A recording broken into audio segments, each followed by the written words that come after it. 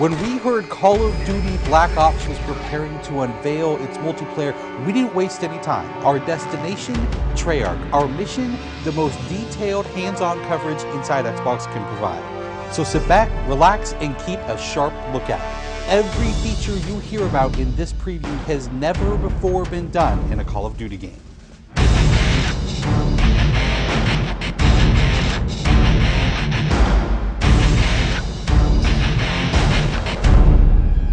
We begin where the multiplayer trailer for Black Ops left off, with theater mode.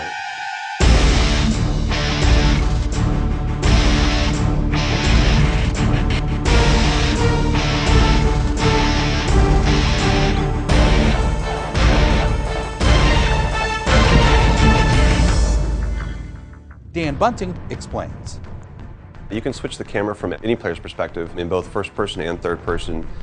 You can detach the camera and go into free cam mode, which allows you to fly anywhere on the map, basically. It's really interesting when you pause the game and go into free cam, you just see all the particle effects just in their full glory, just frozen in time, and it makes some really awesome footage. We really want to give players the tools to be creative, make their own machinima, make their own highlight reels. Maybe they're really competitive clans that want to just capture the films from their matches and then go back and analyze what the other team did or whatever. Also brand new to Call of Duty is Black Ops' new currency system. We put the currency system into Black Ops multiplayer principally because we felt like it'd be a very interesting way to engage with all the unlocks that you've been getting. So one of the things that's really fun about currency is instead of being specifically told at a specific level what you're going to get, we're unlocking features by level, but then once the feature is unlocked, you can purchase any component of that feature with the currency directly. Of course, when you got a little currency jingling in your virtual pockets, nothing feels better than putting it on the line against your fellow players. Say hello, everyone, to wager matches. When we were developing the wager match game modes, we went through a whole bunch of ideas to find the 4 that we were going to use to ship inside the game. And really, if it wasn't people screaming in joy and frustration when they were sitting around the office playing, it wasn't good enough to be a wager match. Wager matches are all free-for-all modes, and they exist separately from the standard playlist. They include game modes like Gun Game, where you're in a race to score a kill with 20 different weapons, beginning with pistols and advancing through ever more explosive weaponry.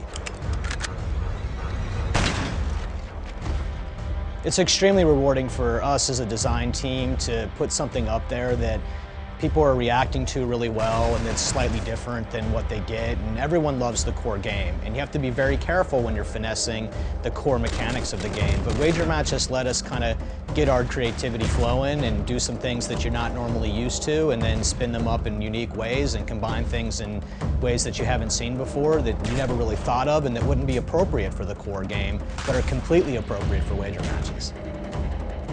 While the classic Call of Duty challenge system is still very much in place, Black Ops is also adding a new feature called contracts. Right, so if you're using the contract system, you actually have to put up a little of your own currency in order for a bigger payday. And depending on the contract, some contracts pay XP, some pay more currency, some pay both. But they're all time limited and it's game time limited, so you have to go to work to accomplish that contract within the time period in order to get paid. It's different from the challenges, in so much that the challenges some players like to use very aggressively, and they map out their path through the challenge system in order to maximize their XP gains, in order to level faster. And then a whole nother set of players uses the challenges sort of passively. They're there, when you get them they feel good, but Contracts gives you a way to directly engage with the content inside the game. It says, hey, I'm an SMG guy, I want SMG based contracts, I'm going to chase my contracts and I'm going to get paid. And that's fun. Another focus for Black Ops is player customization, including things like unlockable face paint, unique perk-specific character models, and a whole lot of weapon customization.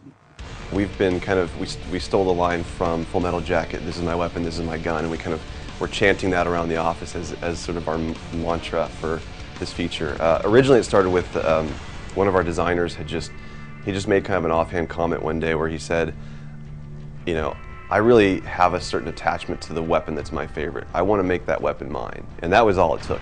So from there it was just, what are the things that are cool? It's like, put your clan tag on your gun, of course. And we've got, the emblem editor by itself is an element of creativity for players. And then the reticles, of course, so why not give people the option to select what kind of red dot they have. Maybe they don't like a dot, maybe they like a circle, maybe they like a triangle, maybe they like a standard crosshair, maybe they just want a line. And then there is combat training, which allows you to get comfortable with the trappings of multiplayer by competing in matches against AI-controlled opponents. You know, it's our hope that combat training can convert people who are largely single-player gamers who might have, dabbled around in multiplayer but never made that leap to playing online, and give them kind of this experience where they can get familiar with the mechanics and features and systems that multiplayer has, but they can do so at their own pace, they can do so without someone screaming in their ear what a noob they are, and practice up and then join the competitive fold. Experienced players could use combat training to practice up on a particular weapon, a particular tactic, or a particular map. So we think it appeals to both audiences, but most directly, it was designed to help new players get into the mix.